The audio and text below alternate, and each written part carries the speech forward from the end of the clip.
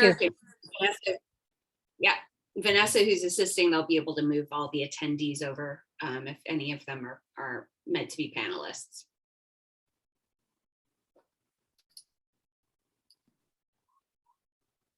One, two, three. Okay, Vanessa, I moved you to co-host. Great, thank you. I will help monitor the attendees for any board members and help move them over. Thank you. Or just a quick question for today. Our quorum is it 8? It is 7 or 8. I don't have I our. think it's 8 with Tracy. Maybe. You're probably right. You have 15 because the is the community advisory committee, they're not a voting member? Non-voting. Non-voting, okay. Yeah, so it's 14.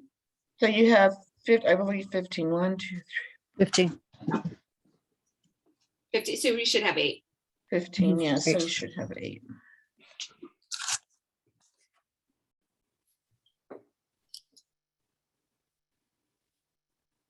And Chair, I joined, I think as you were saying, maybe a board member is joining by phone. Yes, Member Cox will be calling in, and the last, oh, that's her with 8899. Okay, If you want to promote her. good thing.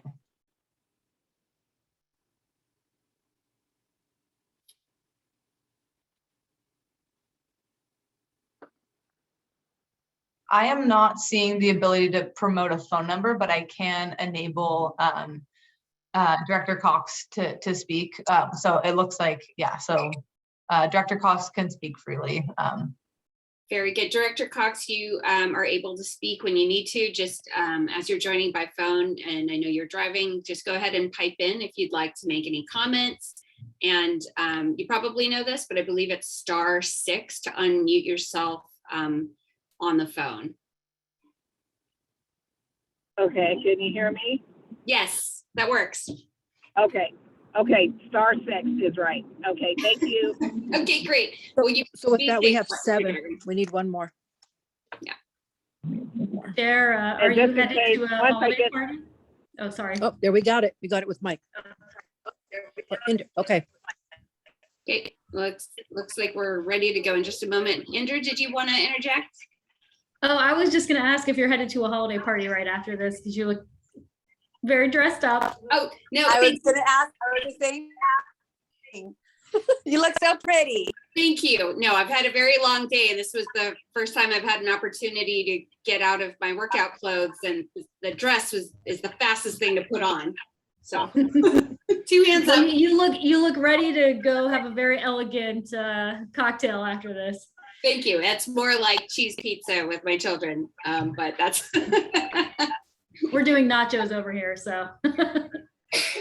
So I believe we have a quorum, and Lori, Yes. Lori, who is serving as our clerk, let me know when you're ready, and we'll go ahead and call this meeting to order. I'm ready whenever you are. Okay, Madam Chair. good evening, everyone. I'll ask that you all put yourselves on mute while I just read some introductory remarks and we take the roll. Good evening. The time is 5:02 p.m. Welcome to the Board of Directors meeting for East Bay Community Energy. Today is Wednesday, December 15th, 2021, and this is our last regular meeting of the year. We are meeting via teleconference pursuant to findings made pursuant to AB 361, which is going to allow us to have teleconference meetings while there is a state of emergency declared in the state of California, and we make certain findings. Those findings are found in our consent agenda of this evening, if you'd like to review them. But right now, I'm going to turn it over to our acting clerk, Lori, to please call the roll. Thank you. Alameda County. City of Albany. Here. City of Berkeley. City of Dublin. Present. City of Emeryville. Here. City of Fremont. Here, Thank you. here, City of Hayward. Hayward, present. Thank you. City of Livermore. City of Newark, Here. City of Oakland. Here. Thank you. City of Piedmont. City of Pleasanton, Present. City of San Leandro, Present. City of Tracy, Present. City of Union City, Present. and as Community Advisory Committee member, Anna Olivia Eldridge. I do not see her. Thank you. We have a quorum, Madam Chair. Thank you very much. Good evening, everyone. Now it's time for public comment. This item is reserved for persons wishing to address the board on any EBCE related matters that are not otherwise on this meeting agenda. Public comments on matters listed on the agenda shall be heard at the time the matter is called. As with all public comment, members of the public who wish to address the board are customarily limited to 3 minutes per speaker. The board chair may increase or decrease the time allotted to each speaker. Actually, there's a typo in there. I had reduced that time to 2 minutes for regular meetings, but as folks are aware, we have a hole in our clerk department, and we've got Lori, who is wonderfully stepping in, and we've had different staff stepping in at our different meetings. So I just wanted to make that statement for the public. For regular meetings that we're down to 2 minutes for public comment to keep things moving. So I'll check in with the clerk to see first if anyone has submitted electronic comment, and then we can go ahead and address speaker cards that are electronic. Yes, Madam Chair, I have a Wells Brown. Wells, you are unmuted. Hey there, everyone. I'm here to provide public comment on the Community Innovation Grant. So again, my name's Wells Brown. I'm the Director of Youth Programs at Rising Sun Center for Opportunity. And I oversee a youth workforce development and earn and learn program called Climate Careers that also serves as a direct install residential energy efficiency program. In the Climate Careers program, we serve all 9 Bay Area counties and San Joaquin County with these services, but have been serving homes throughout Alameda County since 2000 and homes in Tracy since 2015. In non-COVID years, our program can train and employ up to 16 youth throughout EBCE's jurisdiction and serve up to 500 homes with our direct install service. However, in 2019, as a recipient of an EBCE Community Innovation Grant, we were able to increase these numbers, growing the number of youth served in EBC territory from 16 to 28. Oh, sorry, something just happened on my screen. And the homes served from 500 to 710. In addition to that, each young person worked an average of 208 hours, providing in-home services to low-income and hard-to-reach residents. At the same time, these young persons were also enhancing their personal professional skill sets through on-the-job training and professional development workshops that helped them to increase their professional bag of skills and portfolio. This work also helped our youth participants grow their social resiliency, supported economic empowerment for youth participants that we employed, and the residents we served with our no-cost direct install energy efficiency program aimed at lowering household consumption and utility bills. It also fostered climate resiliency through the reduction of greenhouse gas emissions attributed to home energy use. In total, this work saw the reduction of 129,652 kWh, all of which was achieved by a youth workforce. Being the beneficiary of this community innovation grant allowed us to increase our scope of services and the reach of our program. These dollars enabled us to serve more folks through EBCE's territory and enabled us to have a larger impact on our target populations. This is why we would encourage the EBCE board to continue the community innovation grant program to other Alameda County and City of Tracy organizations. Rising Sun supports the East Bay Clean Power Alliance's efforts in reinstating the Community Innovation Grant Fund as reflected in East Bay Community Energy's local development business plan. Thank you very much. Thank you, Lori. You can go ahead and recognize any speakers who are raising their hand via Zoom, and I'll remind those of us joining us via Zoom, use the raise hand feature to be recognized. If you're calling in, press *9 to raise your hand. I do have one more that signed up. His name is Mr. Chuck Roselli. Chuck, are you there? Yes. You're allowed to talk now. Chuck, are you there? Unmuted? There you go. Yes. Okay. Yeah, I Thank you. requested time today specifically to address some concerns related to a contractual matter. It's about a 15-year contract that EBCE and Intersect entered into regarding the Oberon Solar Energy Project near Desert City, California. And if it's more appropriate, I would be happy to shift that to discussion under item number 5. This is actually the appropriate time to address consent agenda items as well as any items that are not on the agenda. Okay. There will be another caller later that will provide some additional details, but specifically, the project doesn't conform currently to the Desert Renewable Energy Conservation Plan, which was a land use procedure that was negotiated with the BLM over a number of years. To be clear, EBC was not aware of this nonconformity prior to signing the contract. The vendor, however, was well aware as they submitted several smaller conforming plans before finalizing on the larger plan in order to respond to demand. My specific concern is that it appears the review process utilized to select vendors for such solicitations doesn't sufficiently look at project conformance to appropriate land use restrictions, specifically those in California. It seems they rely upon information provided by the vendor. In this instance, it appears that the vendor was aware of the lack of conformance, but chose not to make that information available. I would note that this potentially creates an operational risk for EBCA if, for example, there were to be a successful challenge to the project.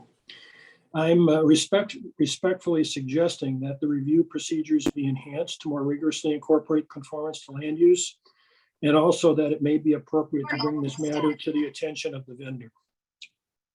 Thanks. I'm sorry. That is not working.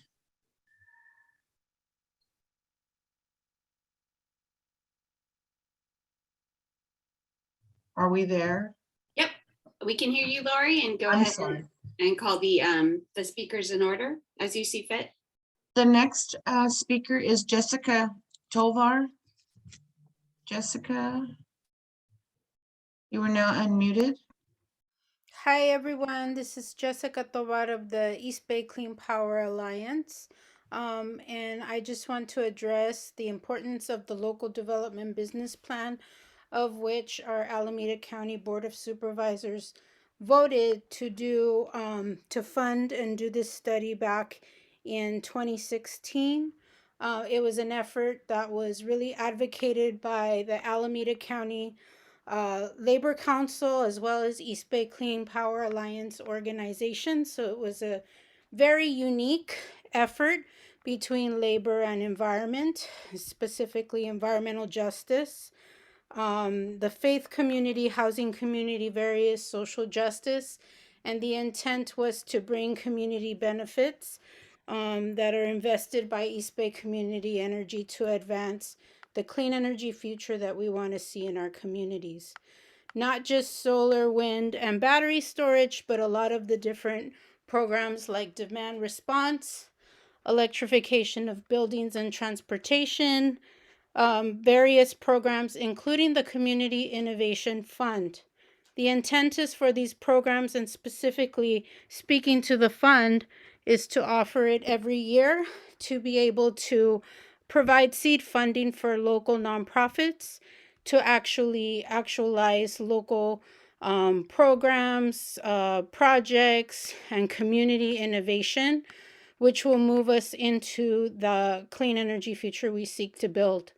And specifically a partnership between East Bay Community Energy and the community organizations within our community. So I do want to thank staff and folks for supporting us in terms of debt relief program, COVID relief programs. But we want to also emphasize that community innovation is just as important as sponsorships of sports teams, little leagues, etc. Thank you very much. Clean power to the people.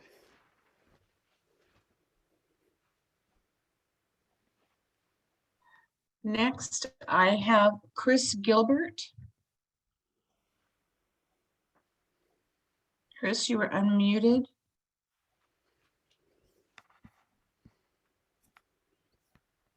Chris Gilbert.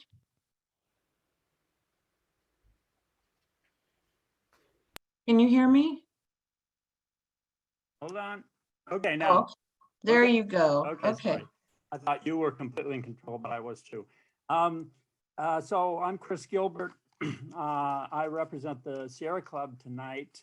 Also am a customer of EBCE. I was one of the first 100 on the beta test when you guys rolled it out to the residences. Some of us locally have just become aware of a problem that the Sierra Club in Southern California had commented back in September of this year, problems with the DEIR on the Oberon renewable project that's being done by Intersect. I wonder if the board is aware of these problems. If not, we can definitely deliver that document to you. I would hate for, in your great work in greening electricity, I would hate for the environment, particularly desert regions, to be damaged because of it. And I think that may be the case here. I request that this item be agendized for the next board meeting. We will be reaching out to you before that meeting and hope that EBCE will consider working with us and Intersect to address the project's environmental deficiencies. Thank you.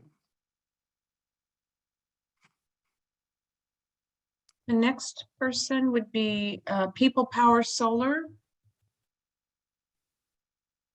Thank you. Good evening, Board of Directors, staff, and Community Advisory Committee. My name is Crystal Huang. I'm a worker owner of People Power Solar Cooperative. We are lucky enough to be one of the recipients of the first and only Community Innovation Grant. Our project, through the grant, significantly highlights, or specifically highlights, communities' ability to drive the energy transition for the wealth, health, and resilience of their community.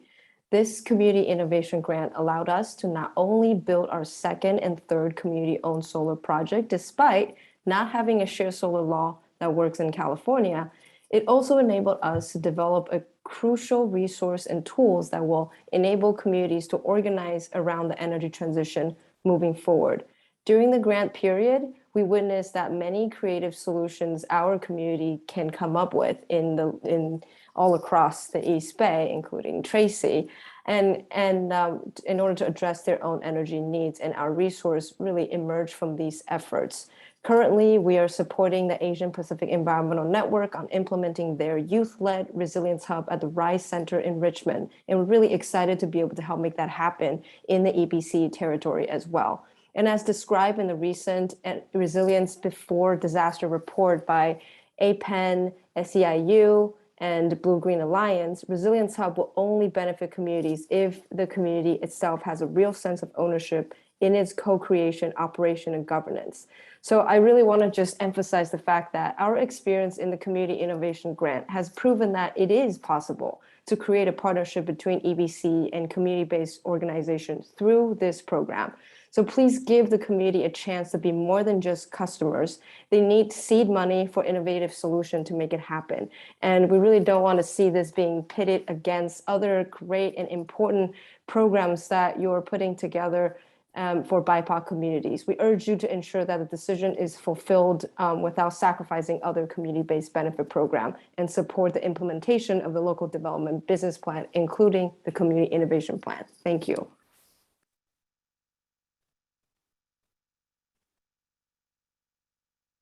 Give me 1 second. I'll see if there's someone else. Jessica, you didn't want to speak again, did you? I don't think she did. She just put her hand down. Thank you, speakers, and thank you, Lori, for organizing that. Oh, I do see one more hand. Lori, oh, I if you do. recognize Joan for 2 minutes. Okay.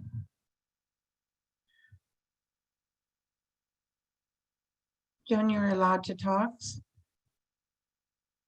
You're unmuted.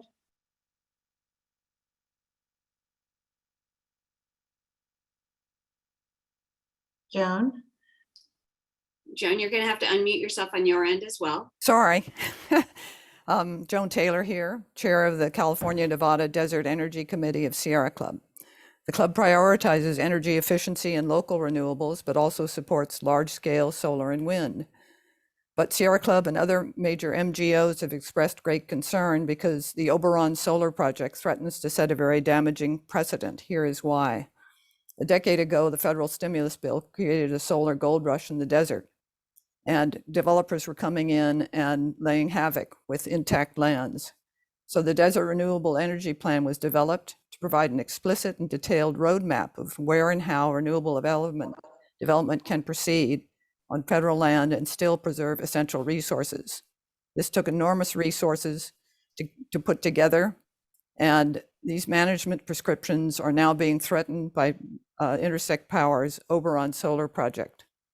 It's commendable. It's proposed in a designated focus area. However, Intersect claims that its need to generate 500 megawatts justifies bypassing and redefining DRECP's clear management actions for protecting riparian areas and the designated wildlife linkage on site. This is only the third project to be proposed and processed under the DRECP. The others were entirely consistent. Federal and state agencies identified what is called a DRECP compliant alternative that would have less megawatts. But Oberon is insisting on breaking the rules. There's no justification for this because the management prescriptions and the constraints of the site were clearly spelled out and mapped by DRECP in advance.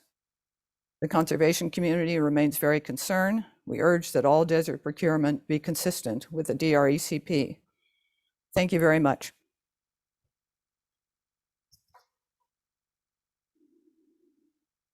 Thank you, Joan. I don't see any more hands, Madam Chair. Great, thank you, Lori. That'll bring us to our consent agenda, colleagues. If you have any questions or any items that you wish to pull to discuss, please go ahead and let me know now. Otherwise, I would be happy to entertain a motion and a second on the consent agenda. I move to adopt the consent agenda. Hernandez will second. Okay, thank you. We have a motion from member Ariola and a second from member Hernandez. Lori, when you're ready, please call the roll. City of Albany, Yes. City of Dublin, Yes. City of Emeryville, Aye. City of Fremont, City of Fremont, Member Cox, are you with us? okay. City of Hayward, Aye. City of Newark, Aye. City of Oakland, Aye. City of Pleasanton, Aye. City of San Leandro, Aye. City of Tracy, Aye. City of Union City. Aye. And was there anyone I missed that might have come on later? Alameda County, aye. Oh, Alameda County is present. Thank you. Very good, thank you. That'll bring us to our regular agenda. And the first item there is item 11, which is our CEO report. I cede the floor to Nick Chassett. Thank you very much. Okay, so from a committee perspective, we did not hold an executive committee meeting in November. We will not hold one in December. We have not had a finance administration or procurement committee meeting since our last board meeting, and similarly, we have not had one an MRL committee meeting since our last board meeting.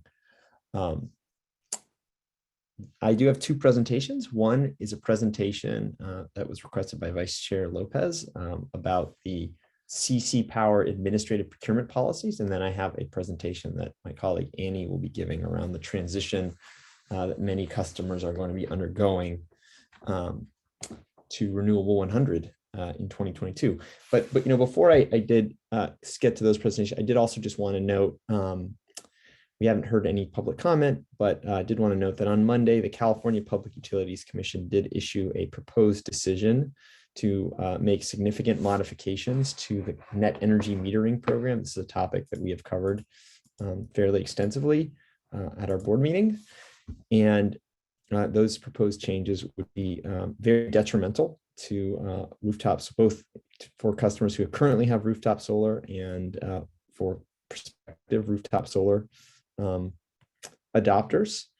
And so East Bay Community Energy, as a party to the proceeding, will be engaging strongly to ensure we find that right balance between the interests of all of our customers who don't have solar, and make sure that they're not in a position where they're paying significantly more than they should. But at the same time, local solar is a cornerstone of our climate action, of our economic development strategy. And so we certainly want to ensure that there remains a pathway for more local solar build.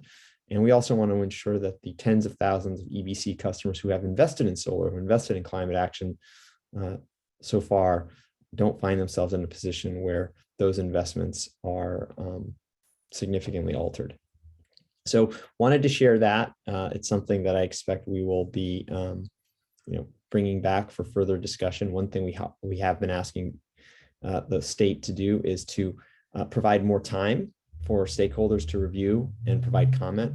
Under the current proposal, comments are due on January 3rd, and they might potentially take a vote on this policy, this massive policy change ahead of our next board meeting, which just doesn't seem like it's in the holiday spirit to make such monumental changes to big policy over the holiday weeks. So that is one of the things we are absolutely seeking. We are also working to assess what the kind of the best alternatives could be. So we are working closely with stakeholders from across the spectrum, whether they be solar companies, environmental organizations, environmental justice groups, customer stakeholder groups, to make sure that we find the right path. So I wanted to just share that before I jump into my presentation.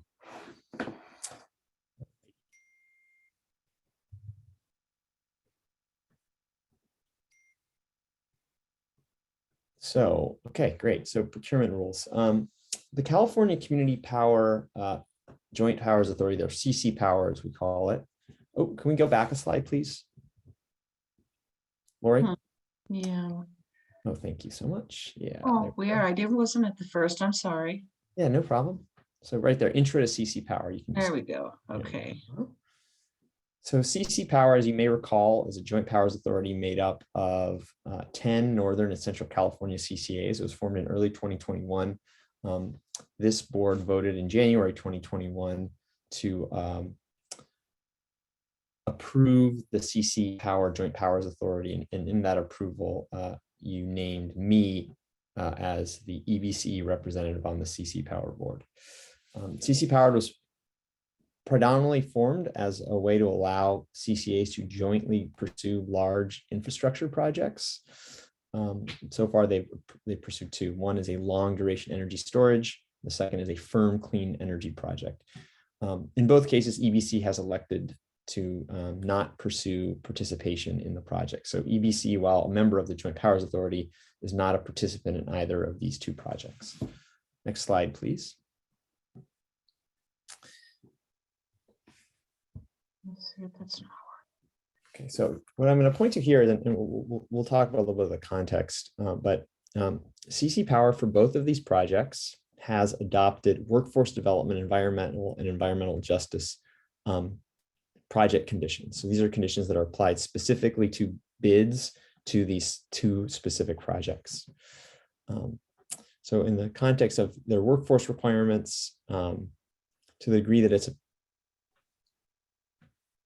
the projects, shall comply with California's prevailing wage provisions, and CC Power states a preference for projects that have project labor agreements. And it does encourage local use of local labor as well.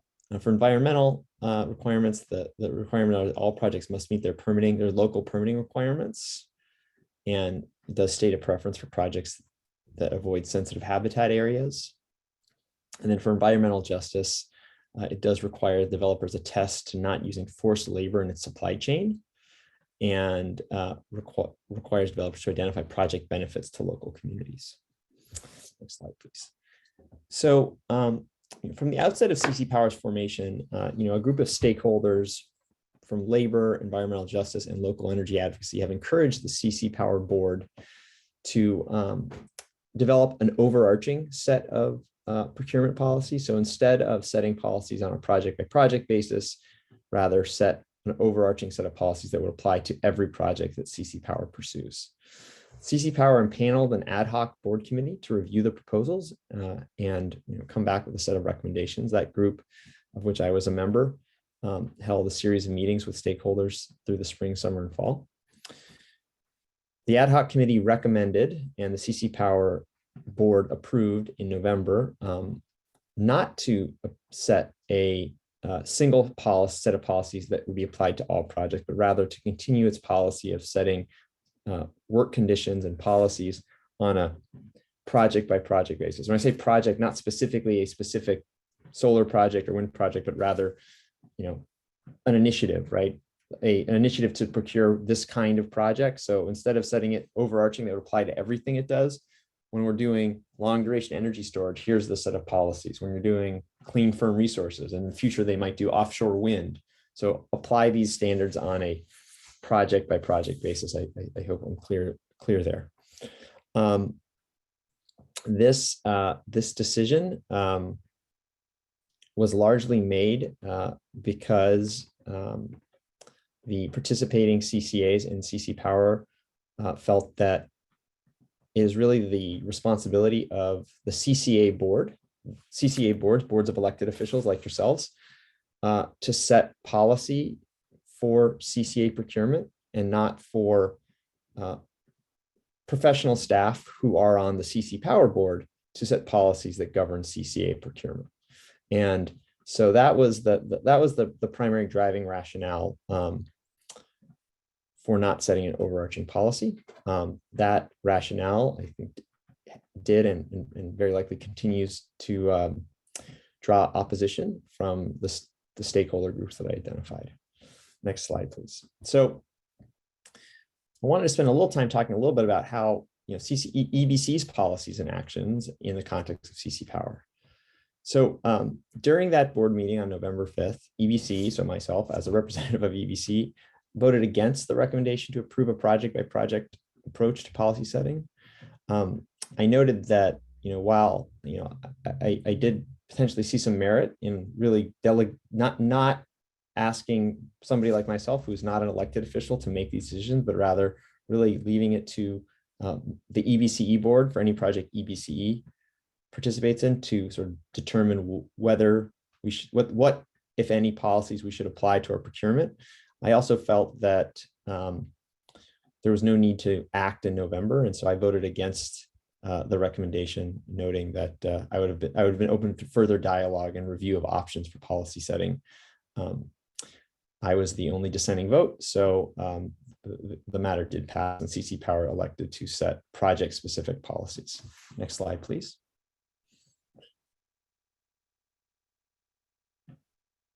What that means, though, on a forward-looking basis, though, so while EBC does not currently participate in a CC Power project, if in the future we were to participate in a CC Power project, we would do so only in the context of the policies that we have, and we would ensure that our policies are at the very least met, if not exceeded, in any project we participate in CC Power. So here are an overview of sort of what our policies are. We are going to talk about these policies a little bit more on our next action item. So for administrative procurement, so when I think about administrative procurement, we're hiring a law firm, an architect, professional services. We have a number of preferences, including preference for businesses located in the EBC territory. We have a 5% preference there. Preference for union labor, 2.5% preference. And tonight we're going to be considering adding two new preferences, one for disabled veteran business enterprises and one for businesses located in disadvantaged communities. And so any CC Power effort that includes administrative procurement.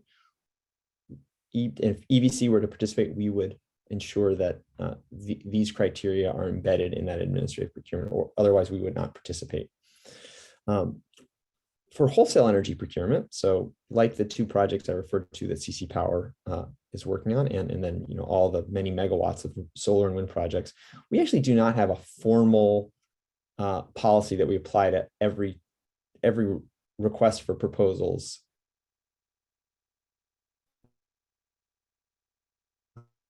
And we apply them in each successive wholesale procurement cycle.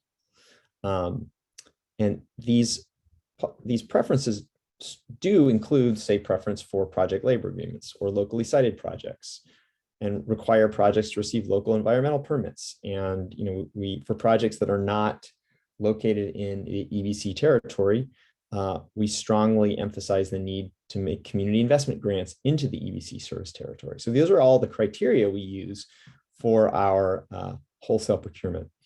And to date, every large PPA we have entered into in California has a project labor agreement. I did not include California because when I was putting this together, I neglected that we have a project that is located in New Mexico that was signed under a prevailing wage requirement, but not under a PLA requirement. But all of our California power purchase agreements have been signed with PLA requirements.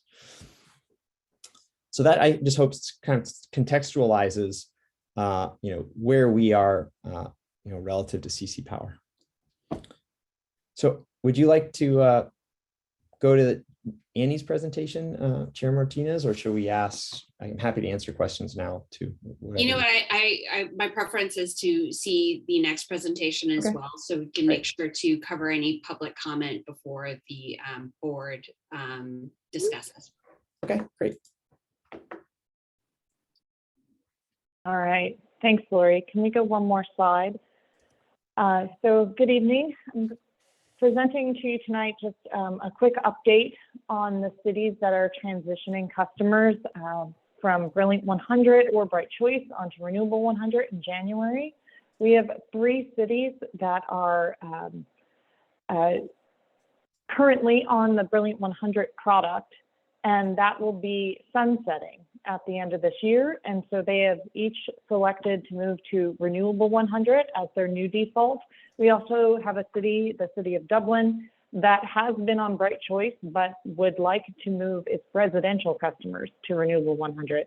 So you can see there's a lot of asterisks in this, and it is somewhat nuanced, which is why we have taken the approach of having individual landing pages to really try and customize the messaging to customers based on their location, as well as customer class and program participation. So you can see that one of the asterisks here is that customers on CARE, FARA, and or medical baseline will either be moved to Bright Choice or remain on Bright Choice, depending on their location. And I will note that because these customers are not impacted by the transition, they were not part of the notification process. If we could go to the next slide, please. Yeah, I'm gonna hang up then. Okay. Oh. So as we prepare for the January transition, there's been a lot going on. The initial sort of public-facing work launched at the beginning of November, where we updated functionality on our web forms and also on our automated phone system, which we refer to as the IVR, so that customers were getting messaging appropriate to their account. This is all account verified so that they received the appropriate information for their city customer class and customer program participation. We developed new web content, both individual city landing pages, as well as a summary page to direct customers, again, trying to get the most accurate information out while still not overcomplicating the situation, which is rather complicated. We also developed content and shared with our city staff partners for newsletters, social media posts. We issued a press release, which got some good coverage as well. And we updated our website copy and terms and conditions. The terms and conditions updates were actually part of tonight's consent calendar, just to reflect the decisions made previously by the board and to make it clear to customers what was happening. The refreshed website copy was really to take a fresh look at the terminology we use. You know, we launched initially in June of 2018. We've gotten some more experience and we're trying to make the terminology more accessible. So rather than saying opt up, opt down, opt back in, we just stated what you're doing. Choose Bright Choice, choose Renewable 100. Trying to make it a little bit more straightforward and understandable to our customers. It seems very basic, but hopeful that this will clarify things for people. So we can go to the next slide, Lori. So we've also done paid advertising. So there is print ads running in East Bay Times, Hayward Edition, the Pleasanton Weekly, and the Independent, which serves the Tri-Valley area, as well as digital, which can be more geo-targeted, running throughout December and January. And we are doing the digital in English, Spanish, and Chinese as well. On the next slide, we have some various events, some which have already occurred, some which are still coming up this week and into the new year. Again, trying to meet people where they are, which is still a somewhat tricky thing to do in-person outreach. All of these are, of course, outdoor events. So trying to meet people where they are and make sure that they're aware of these changes which are coming. And you'll see, you know, heavy concentration in Hayward. Staff there has done a wonderful job to help support this outreach. You know, given the concentration of commercial businesses in Hayward also experiencing this transition, we're doing a lot with the local chambers and their sort of focused business roundtables to try and get the word out and make sure businesses are aware of this change. And then we are also doing, you know, virtual outreach. So we're having a number of webinars, both residential and commercial focused.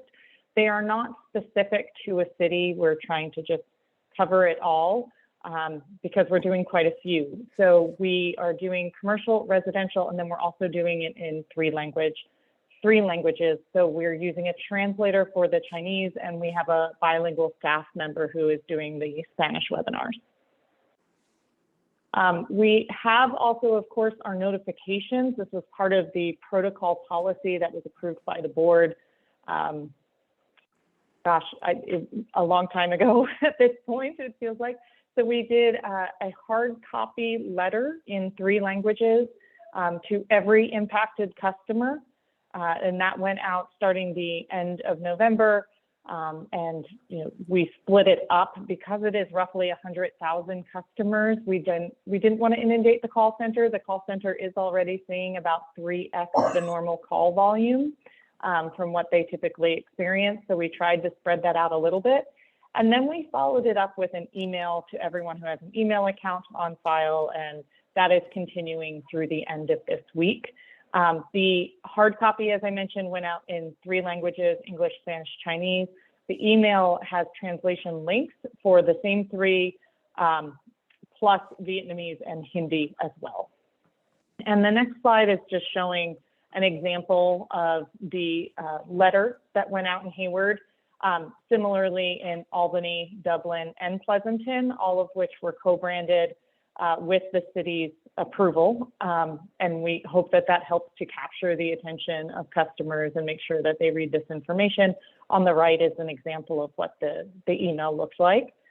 On the next slide, I wanted to just briefly let you know what we're doing. Again, I mentioned earlier about the Hayward commercial outreach. You know, we're doing outreach to all of the commercial customers that are impacted, both those in Pleasanton and Hayward, where they are, and Albany, where they are moving to Renewable 100. Of course, Dublin is not doing that at this point, but also those commercial customers who had voluntarily moved to Brilliant 100. We had a number of customers, you know, who maybe they are national or international or just local and committed companies that wanted to do more. And so they were on Brilliant 100, and we've done outreach to them as well to make sure they were aware that Brilliant 100 was going away, and in the cases for certain cities that they would be moving to Renewable 100. And so far, this has been very well received. We are seeing, you know, companies select to opt down to the or to choose Bright Choice and maintain a discount. These are quite difficult times for a lot of businesses, but we're happy that they have that choice and they're staying with EBCE, which is ultimately, important so that we can continue to work on them for things like EV chargers and resilience hubs. So on the last slide, I just wanted to call out some of the next steps. We are currently finalizing the mailing list for the second notice that will go out in January, as well as working with our back-end service provider to make sure that the labeling of all these customers in our billing system is going to go smoothly. That transition will happen on each customer's billing cycle. So it starts on January 3rd and every weekday throughout the month would be continuing. And of course, we have Berkeley and San Leandro residential transition coming up in March. And so their first notice will go out in February. So we're working with those cities, just getting their final okay on the content, and we'll begin some of that outreach starting in January. And then, of course, we want to come back to the board. Right now, a lot of the data I have is somewhat anecdotal because we are still doing our noticing, our initial noticing. I have seen reports where there are opt-downs and opt-outs and some voluntary sort of, even before the default transition, we are seeing customers opt up. So they're getting their notice and they want to be on Renewable 100 right now. But I'll come back with more specific statistics in February when we have more data. And that is the end of the presentation. Very good. Thank you, Lori. If you wouldn't mind, stop sharing screen. And colleagues, with your indulgence, I will look for public comment first and check with the board clerk to see whether anyone has submitted electronic comments or a speaker card on this item. I have a public comment from Jada Okay. Dogan. And I see Jada with her hand raised. If you would allow Jada to speak for 2 minutes, please. Jada, are you there? Yes, yeah. Should I start now? Hi, everyone. Jada Durmaz-Dogan with the Local Clean Energy Alliance. My comment will be about CC Power's policy. We think CC Power should not go with the project-by-project approach and adopt environmental justice and labor policies. It's very important that CC Power does not act in a way that will harm the reputation of individual CCAs in California, and their policies should be at least as strong as the policies of member CCAs. Having a policy doesn't create a conflict, but not having a policy and having weaker standards than member CCAs will undermine the decisions made by you and other boards of member CCAs. So CC Power should adopt environmental justice and labor policies that will require project proposals to include benefits to local communities and also support workforce development for underserved communities and disadvantaged workers. Thank you. Thank you, Lori. Are there any other public comments? And I'll remind anyone joining us by Zoom, you may use the raise hand feature in Zoom to be recognized or press *9 to raise your hand if you're calling in. I see no hands raised.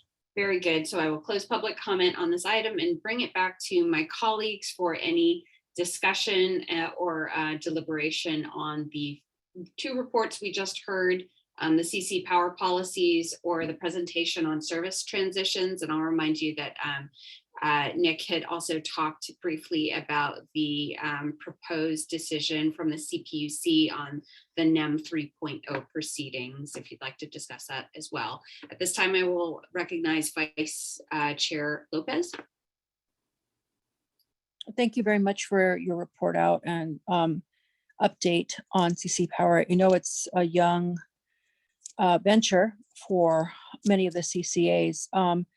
I actually agree with the speaker that, you know, we can have a dovetail between what our values are here and have them reflected at there in terms of the policies, but that has been decided, it appears. The question I have, Nick, is if there is a a project that we decide to participate in, my understanding from your discussion is that that would reflect our local aspirations, priorities in terms of standards, correct, for labor and environmental?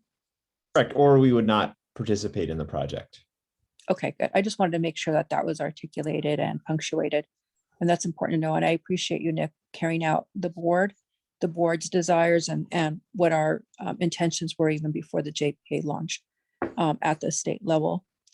And then in terms of the second item, I'm very grateful that we have this opportunity to opt up. And I'm really glad that staff is taking an approach to define what it means, that instead of saying opt up or opt down, because that is confusing. I have gotten that feedback here that people think that they need to opt out completely so that they won't be opted when we all automatically opt up on the commercial end. So I've been trying to educate folks saying you don't need to opt out, you can just opt down. So I agree that there's an opportunity there instead of using, that's something that we all understand here because this is the waters we swim in. But I think just talking into the public in general, both on the residential and commercial side, we will have to probably avoid our internal nomenclature and really have the descriptor be more more fully in depth for the public, whether it be a sentence or two, so people understand what the options really are. And those are my comments. Thank you. Thank you. Member Narum? Thank you. I have a couple questions. The first is for Nick on the CPUC NEM 3.0 choice. Will you be reaching out to the city staffs on how they can help or how they can engage to help find that right balance that you alluded to or referenced? We're at a phase now where we've gone from sort of the broad sort of engagement around sort of high level concepts to very sort of detailed, kind of in nuanced conversation around the specific proposals that are in the record. So typically, in cases like this where there are interests that we find with our cities, we would not necessarily engage directly with all of our cities around the comments that we're going to submit, because we have resolutions, we have sort of a general sense of the direction that cities want to go. That said, if there are any cities who have staff who want to engage in the really formal, detailed regulatory proceeding, we would be more than happy to have those discussions. But yeah, we have typically found that that's a level of detail that when you're dealing with energy regulation at the PUC, cities aren't typically not as engaged in, unless, for instance, areas where we have is around some of the public safety power shutoffs. Those have been areas where we've worked with public safety departments because that's something that is very operational for a city. Okay. Thank you. I think that does make some sense. And then if I may, a couple of questions for Annie on the transition to the renewable 100. And I apologize, I have not actually looked at the landing pages, but do we have any discussion about how the solar true-up works and the difference between PG&E and EBCE? That's become a big hang-up with a number of our solar customers. So that would be one question. And then the other thing that I think would be very helpful is if we can make it clear that the decision by the cities to opt everybody in is part of legislation out of Sacramento for CCAs. It's not the elected bodies just being heavy-handed, but that didn't really have any choice, but had to opt. If we joined, we had to opt everybody in and then notify that they had the choice to make their own changes of either choosing to go down or go up or go out with regard to PG&E and so forth. Thank you. Sure. So just a quick note on the question about true up, which applies to solar customers. That is, solar customers are not being impacted any differently by this transition, but I understand when people get a notice from us, all sorts of questions come up, so that's probably coming up. We do have a section of the website that's dedicated to solar customers, and I'm happy to share that out afterwards. And then in terms of sort of the history behind how CCAs function and you know, the legal parameters, that is, of course, available on our website, and our call center is well versed in that. They often reference the 2002 law that was you know, put into place to allow this. I will say, I don't think we're calling that out in these notices, given the amount of information we're trying to get across. But absolutely, I think all of our outreach staff and our call center staff are well versed on that, and I can pass along the desire to reinforce that information. Thank you. That would be great, because that's something now that's getting likes on social media for us, and trying to nip that, or, you know, make it clear. It's not the city being heavy-handed, but it's being dictated under the rules of the CCAs. Thank you. Great, thank you. Member Hannon. Yes, thank you, Madam Chair. I hope my volume is better now than it was earlier. Disastrous. Annie, I want to thank you once again for an outstanding report on marketing and outreach. I agree with Ms. Lopez. The more clear language we can give regarding opting in, opting out to our customers makes it so much easier. As we describe that opportunity for our customers, are they given a sample anticipated financial cost to them, whether they opt up, opt down? Is that described to them as well, so they can make a financial decision? Thank you, Madam Chair. Yeah, so Bright Choice is a little bit more difficult because it's 1% off of the generation rate plus fees from PG&E. So it's going to vary depending on what rate you're on. For Renewable 100, it's much more straightforward because it is volumetric. So you essentially take the number of kilowatt hours used in a month, divide it by 100, and that's how many dollars more a customer pays. So we do have average usage numbers for the territory. You know, it does skew a little higher as you go inland because of summertime cooling loads. But the number that we typically use, it's a range for residential, $4 to $7 more per month for Renewable 100 compared to PG&E. For commercial customers in these webinars that we're doing, we've actually created a matrix that's just meant to be somewhat representative, because of course commercial users are all over the place, but we do sort of small, medium, large, and say, here is the average user, and this is what it would mean for their bill. So we're trying to provide some level of indicative cost change to our customers. Outstanding, thank you. Great, thank you. And we have Member Cox. Thank you. I had a couple of questions on the CC Power Project procurement policy. And looking at page 6, and I just want to make sure I understand, when you talk about percentage, is this like the percentage of dollar value, or the percentage of the number of vendors that are categorized as a disabled veteran business enterprise?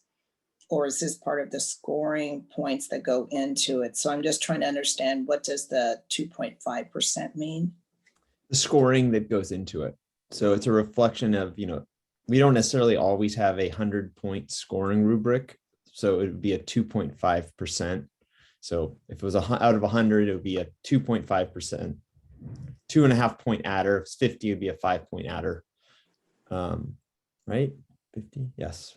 No, less than that. It would be a 1.25 point adder if it were 50 points. But it reflects, when you're evaluating bids, those are the incremental points that a bidder will get because they are a disabled veteran-owned business, as an example. Right.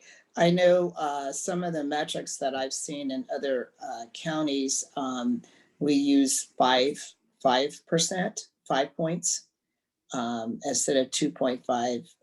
I was just curious, how did we get to 2.5? Usually it's been about 5 for the longest time.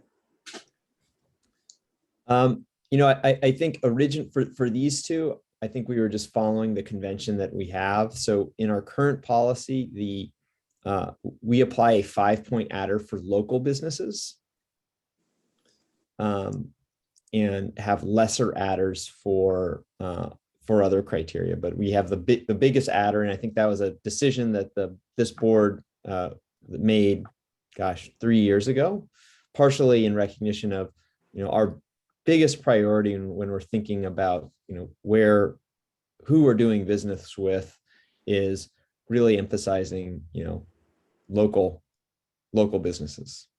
And because they stack, so a local business that is also a disabled veteran-owned business would actually have a 7.5-point adder. Okay. And so I think part of the rationale for having 2.5 for others is you could have a disabled veteran-owned business that has 5 points, and then you have a local business that has 5 points.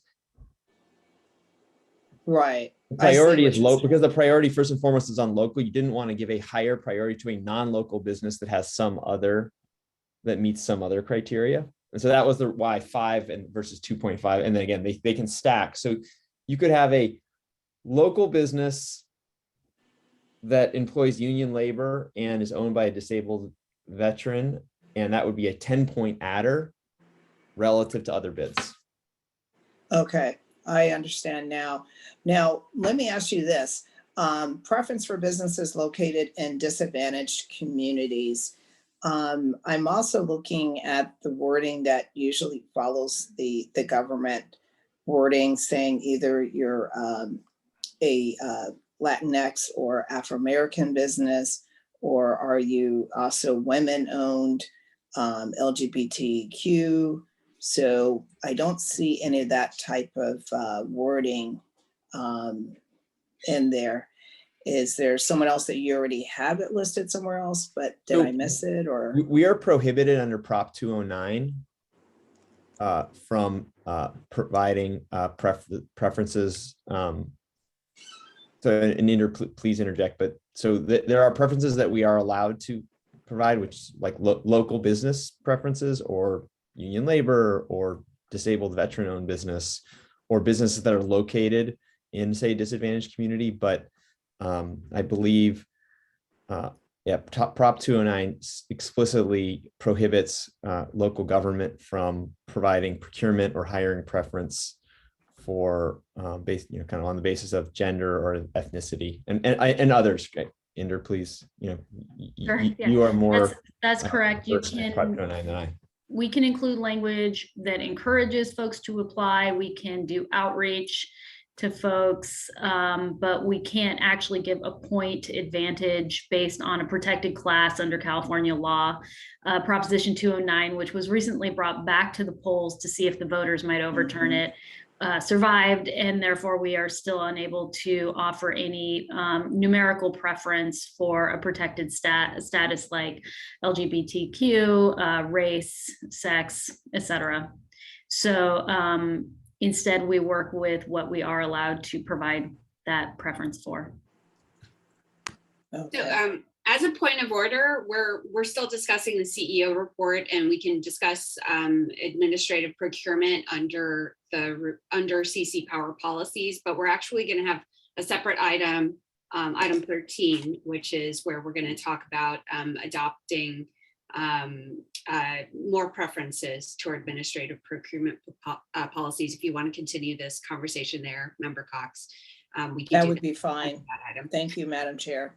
Thank you. And seeing no other hands from my colleagues, I will welcome and notice that Ann Olivia Eldred, our chair of our Community Advisory Committee, has joined us. And Ann Olivia, if you're ready, we're on your item 12, the Community Advisory Committee report.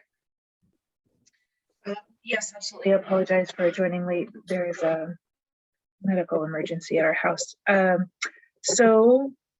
Which is also why you did not receive the annotated version of our notes. I will get those out to you. The CAC met on Monday. 2 new members were sworn in. Thank you to staff and this body for the work done to bring them on board. We are really pleased, both absolutely fantastic additions. We received several public comments on different topics, including some concerns around the DRECP, which I believe is going to come to this board. Someone may have spoken on that earlier. Concern about the emissions level in the Bright Choice product that we offer. Some updates on the net energy metering decision, and some additional concern around the community innovation grants, which we actually discussed in some detail.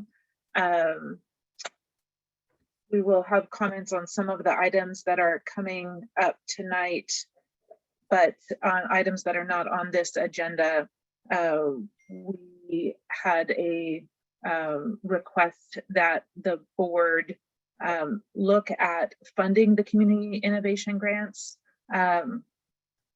and also get report backs from what's like some of the programs that we have agreed to fund and put forth, just to get updates on how those things are doing.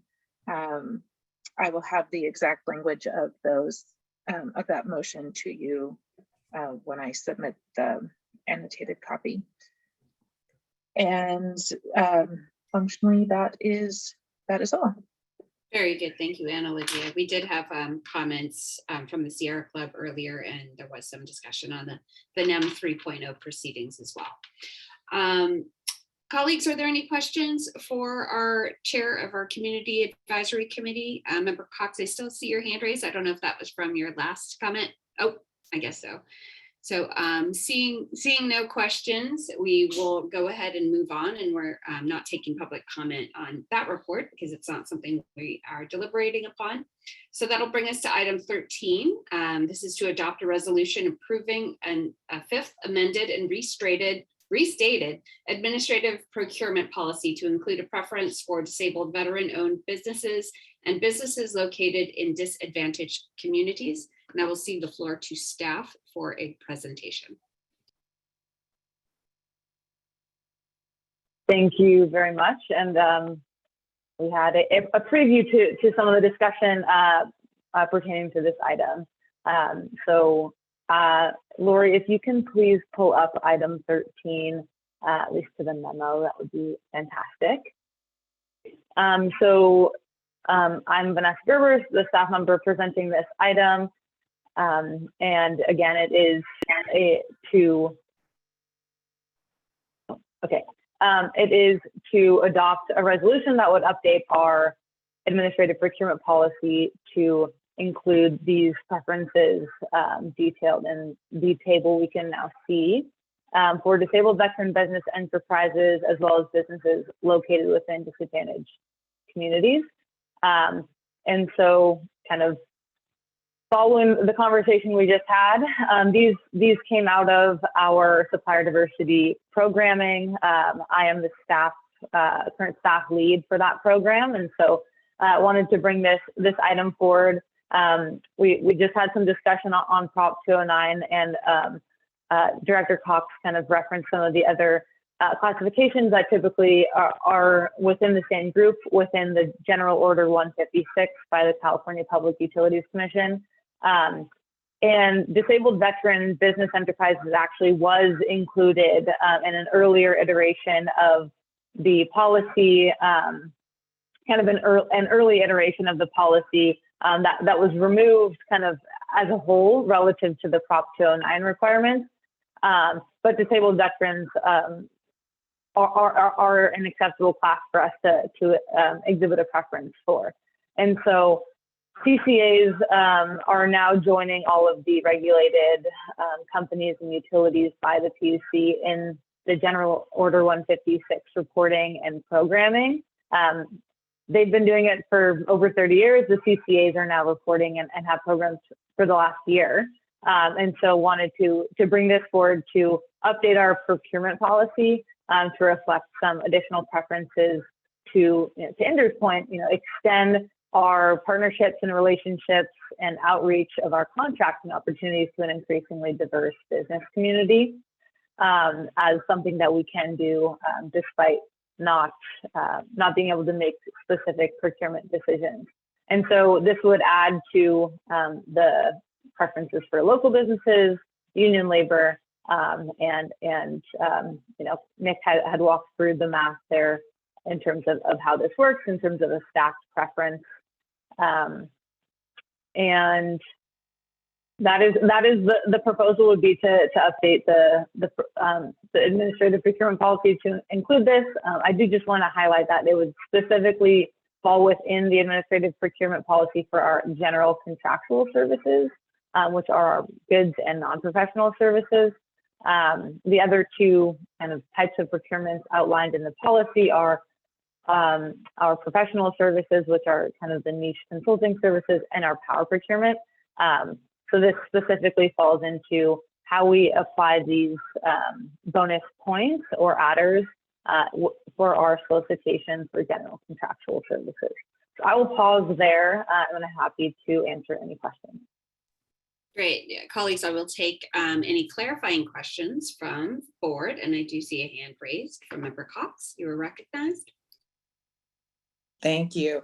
I just wanted to clarify, when you're setting the limit of 100,000, that's what you're going out for competitive bidding.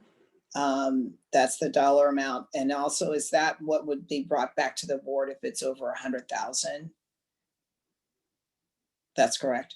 That's correct. Okay. I would like to make a motion to accept this. If it's appropriate, I would like to move on that.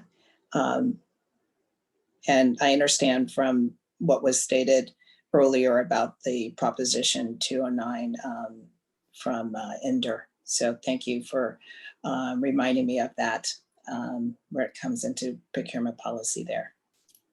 I'll second. Lopez. Okay, thank you. We have a motion on the floor from Member Cox and a second from Member Lopez. Colleagues, I will entertain any other clarifying questions before we take public comment. Member Hannon, do you have a question? Yes, thank you, Madam Chair. Again, we come up with the discussion on disadvantaged communities. Oh, is there Mike, I have to, Michael, a map or specific census tracts that you can point Mike, to where we? Mike, gotta stop you. Yeah. We're having the same. I hear Mike's question though around defining disadvantaged Yes. communities.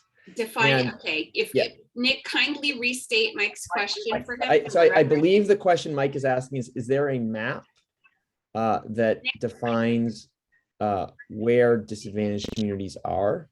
So we are very explicitly not seeking to come up with a definition for disadvantaged communities. Rather, the California Environmental Protection Agency has a map that they have developed, the Cal Enviro Screen. And the Cal Enviro Screen, I believe, for the purposes, for their definition of a disadvantaged community is any census tract that is in top 25% of sort of their mixed scoring of income and environmental harm. So it truly is as simple as you look, let's just say we're looking for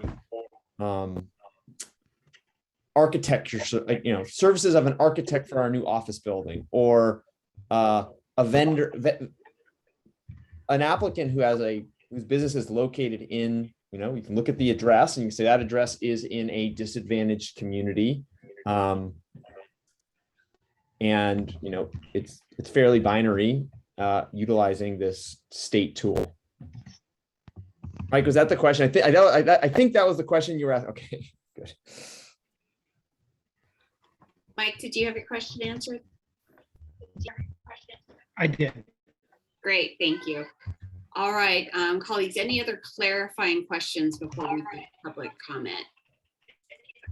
Okay, I'm seeing none. I will ask Lori if anyone has submitted any electronic comment or an electronic speaker card to speak to this item.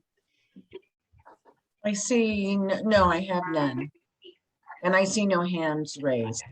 Very good, thank you. So I will go ahead and close public comment at this time and bring it back to the board. And I want to recognize Anna Olivia Eldred.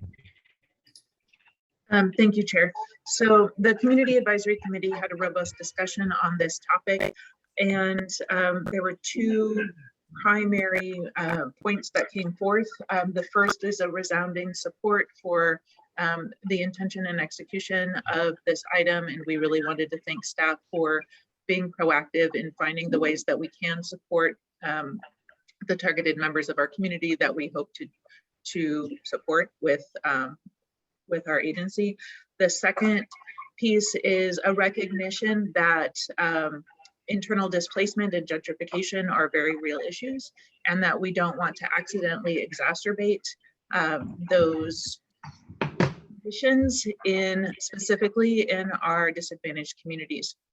And so we would like to add the words "and benefits," or something that indicates that a business should not only be located in a disadvantaged community, but providing benefits for that community, as opposed to just displacing established businesses there. And understanding that the metrics for that can be complicated.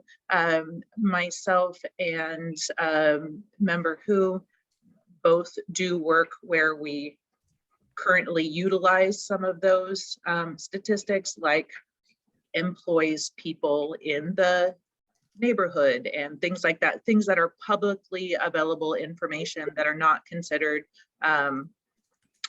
discriminatory or preferential, like measures the county is currently using. So we would like to ask the board to direct staff to include that kind of language, and absolutely we're in support of this measure.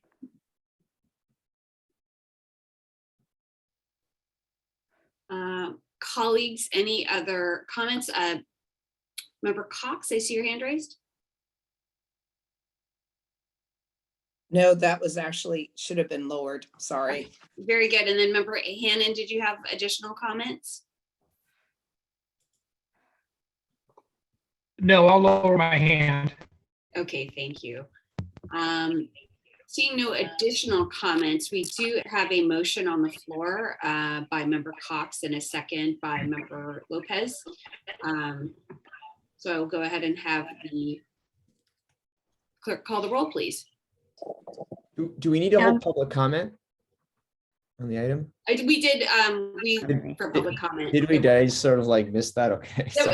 There was nobody there. There was none. Okay, got it. So yeah, I'll have the clerk please call the roll. County of Alameda, Aye. City of Albany, Yes. City of Berkeley, absent. City of Dublin, Aye.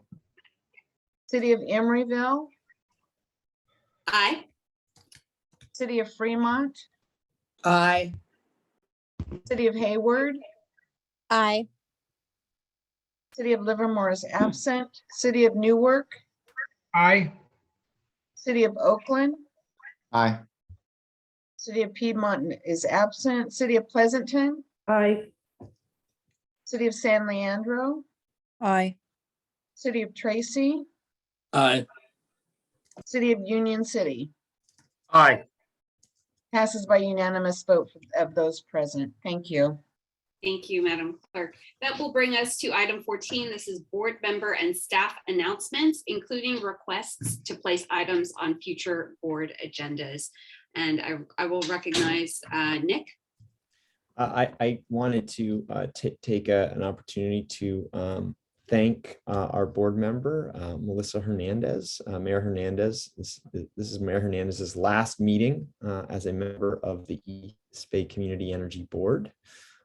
Mayor Hernandez, you joined our board early on after actually the passing of our Vice Mayor Biddle. Vice Mayor Don Biddle, who was had been involved with East Bay from its very founding, but you two were involved, and so you stepped in his place and have been a member here through a lot of our growth. So you have seen the progression, and again, I just want to thank you for all of the work you've done and your commitment to helping get East Bay Community Energy to the point we are today. So thank you so much.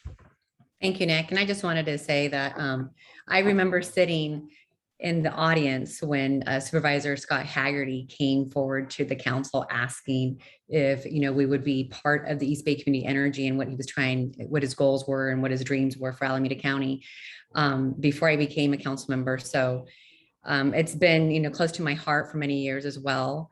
And I stepped up, of course, because our Vice Mayor Don Biddle passed away, beloved Vice Mayor Biddle, but also because this was an interest to me. And I also wanted to make sure that, we got Dublin into a great position, which I feel that I've done my job.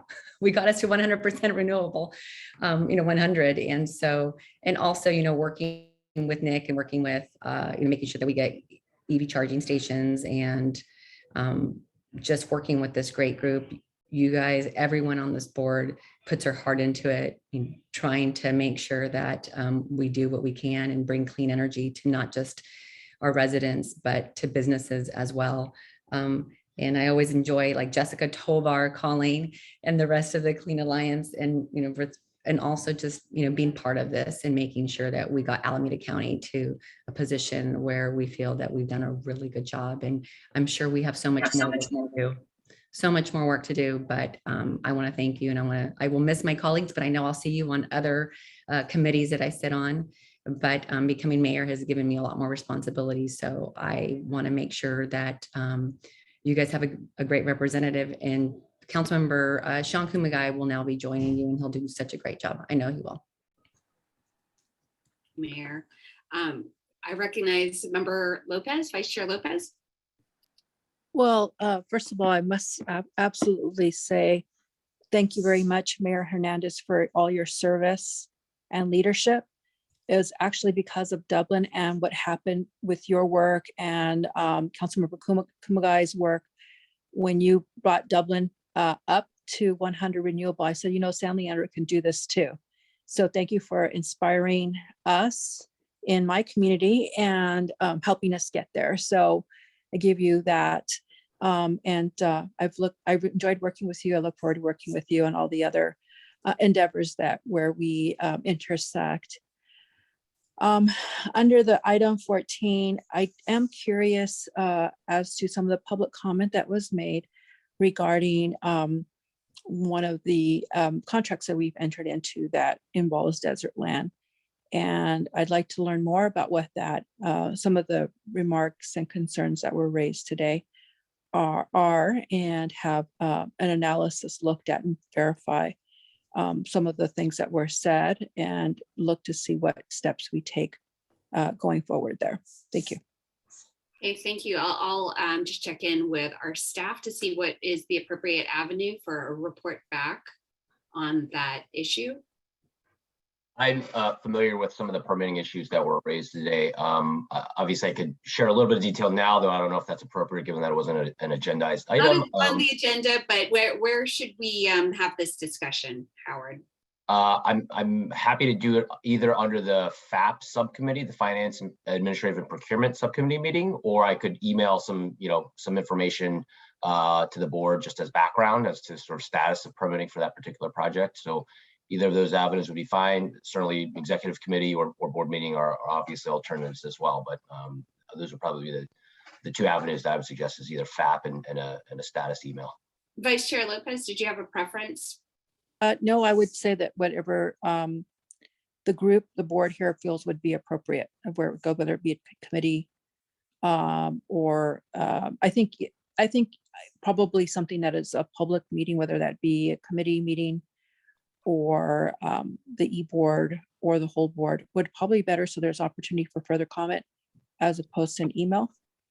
I would, I'd like to weigh in and say that I think this would be appropriate for finance procurement, since this is regarding a procurement and that is where we intersect with this project. It's not in the permitting or anything like that. So I'd like to go ahead and, if with the board's indulgence, we will send that to committee. Nick, did you have something to say? I see your hand raised. Oh, no, I'm sorry. I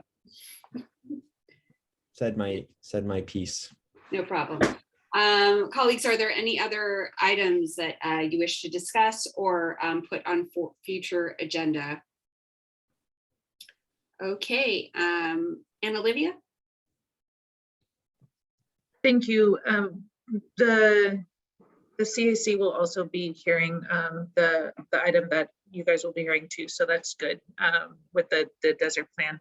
There was a request for some kind of review and update with the local development business plan. It says in there that it should be updated every 5 years, and that would be like, knowing how planning goes, it would not be a bad time to at least start looking at an update so we can give some direction on planning for the next iteration of that. And so at some point it would be good to have this body visit that. Again, I'll check in with staff to see what is our natural arc for revisiting the local development business plan. Nick or Howard? Oh, what is our natural arc? Yeah. When are we gonna? Yeah, I believe, if I address that? recall, I don't have the document in front of me, that, at the time we were looking to 2022, 2023 as sort of the time frame. At that point, we would have actually had programs that are operating, and it would be a natural time to, one, review the effectiveness of the program. So, how many resilient home solar systems did we install? Where were they installed? Look at greenhouse gas emissions benefits, jobs creation benefits, bill savings benefits. So I generally think 2023 probably is when we want to kick it off. We have a lot of programmatic work that we are finally kind of getting to execution phase in 2022, whether it's building our first set of charging stations, really seeing our resilient home program, install solar and storage, and the like. So I think that's generally time frame. I think, but I agree with our chair of our CAC, and Olivia, that 2023 is right around the corner, and so starting the process probably mid-year, I would say probably might make sense in the context of setting budget, to set some money aside in our local development budget next fiscal year to support the work of initiating a review and some incremental process there. Okay, thank you. So that does make sense for it to go hand in hand with our budget process. I see a hand raised by Lily May.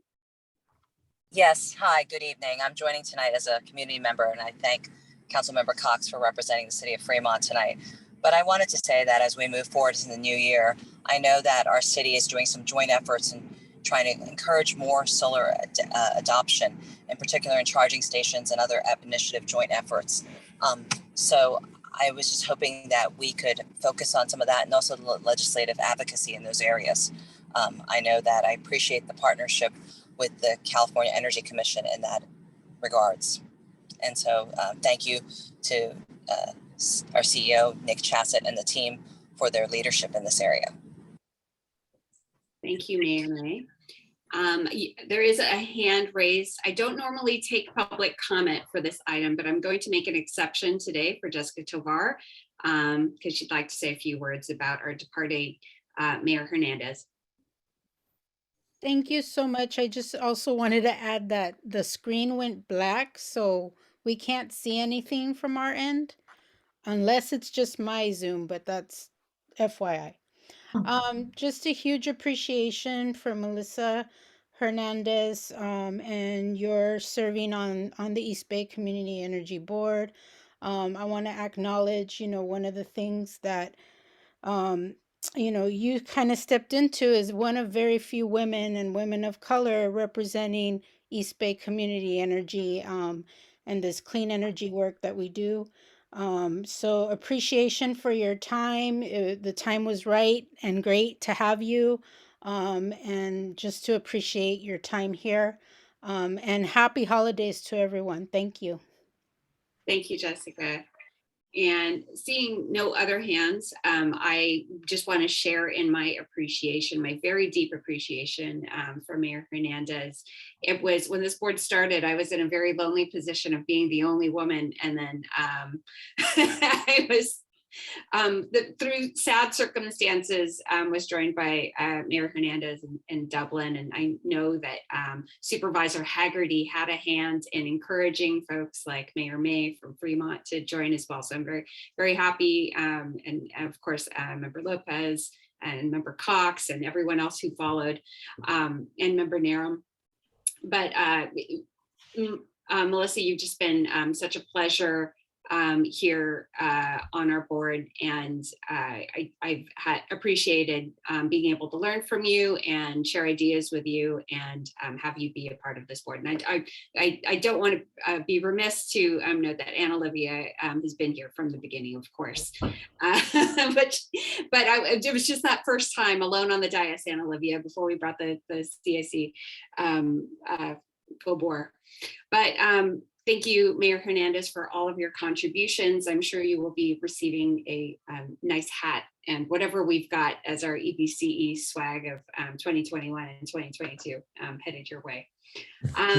Colleagues, with that, it is 6:30 p.m. Wow, this might have been one of our shortest meetings, but I hope, wishing you all a happy and healthy holiday season, and look forward to seeing you and working with you in the new year. Take care.